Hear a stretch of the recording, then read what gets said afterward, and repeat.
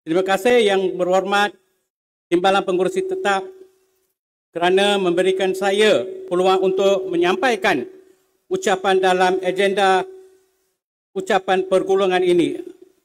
Adalah sangat berbesar hati saya pada hari ini kerana ucapan ini sudah tentu ucapan terakhir DSPP sebelum ianya naik taraf sebagai sayap resmi PAS selepas dari muktamar ini nanti.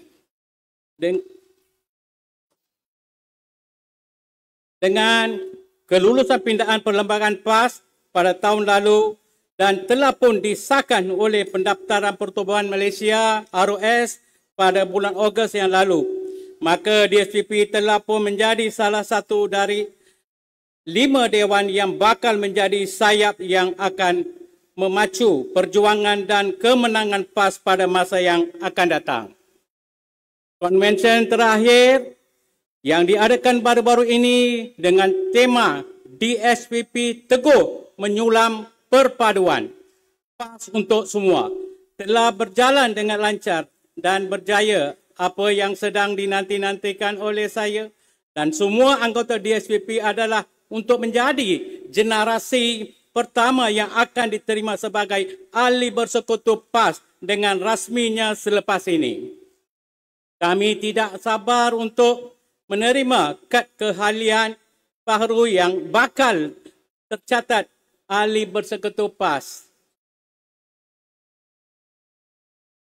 Yang berhormat Timbalan Pengurusi Tetap, saya ingin mengucapkan setinggi-tinggi penghargaan dan ucap terima kasih kepada seluruh kepimpinan PAS Pusat yang terus memberikan kepercayaan kepada DSPP sebagai sebahagian daripada keluarga besar perjuangan Islam ini. Sesungguhnya Dewan Himpunan Pendukung PAS bukan sekadar pelengkap kepada struktur organisasi PAS. DSPP adalah rakan setiap perjuangan Islam yang dibawa oleh PAS. Kita menyambut seruan perjuangan PAS yang membawa mesej Islam untuk semua. Sebuah seruan yang tidak pernah menolak siapapun yang ingin bersama ke arah kebenaran, keadilan dan kebajikan. Oleh kerana itu, DSPP menyeru supaya semua pimpinan dan perwakilan serta para penggerak PAS di seluruh negara untuk terus memperkukuhkan sap perjuangan seperti mana yang telah dinyatakan di dalam Al-Quran dalam surah As-Saf ayat keempat. Innallaha yuhibbul lazina yuqatiluna fi sabili saffa ka'annahum bunyanum marsus. Yang bermaksud sesungguhnya Allah mengasihi orang-orang yang berjuang untuk membela agamanya dalam barisan yang teratur rapi, seolah-olah mereka sebuah bangunan yang tersusun kukuh. Jelas di sini bahawa perjuangan dalam satu barisan, satu organisasi dan satu pasukan yang tersusun adalah dituntut oleh agama Islam dengan digambarkan ianya seperti sebuah bangunan yang bukan hanya besar, bukan hanya indah, tetapi hanya mestilah kukuh seperti mana yang kita dapat lihat contohnya kompleks PAS Kedah ini.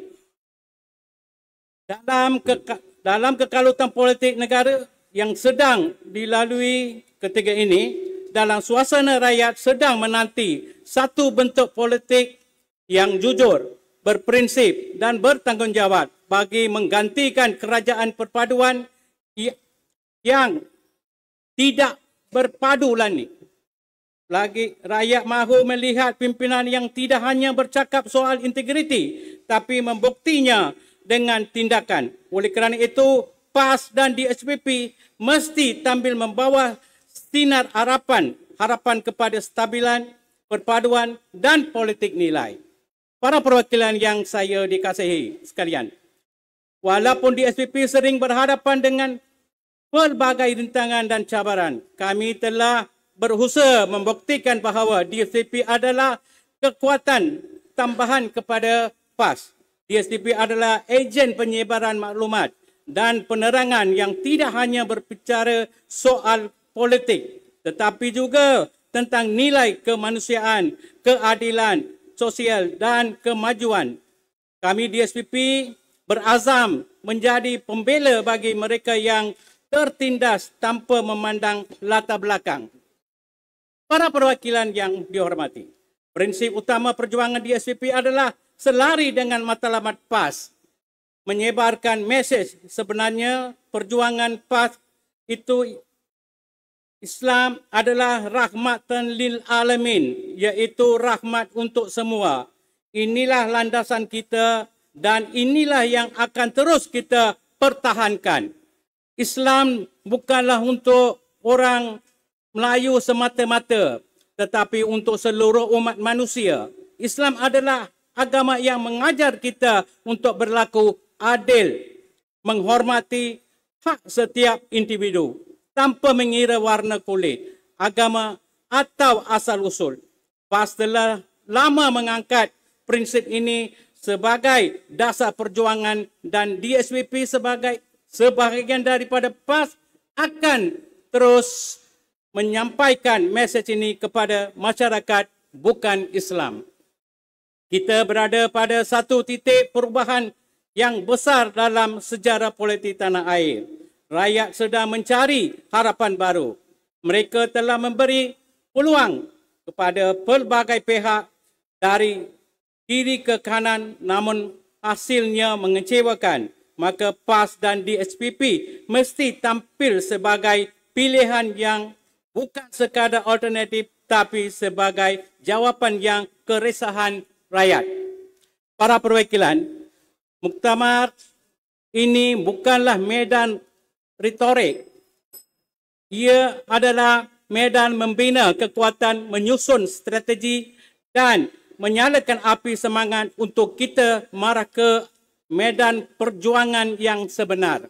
DSTP sebagai sayap bukan Islam akan berusaha untuk memecahkan tembok persepsi, menangkis fitnah dan membawa Islam dalam wajah yang sebenar, penuh kasih sayang, hikmah dan rahmat kepada masyarakat.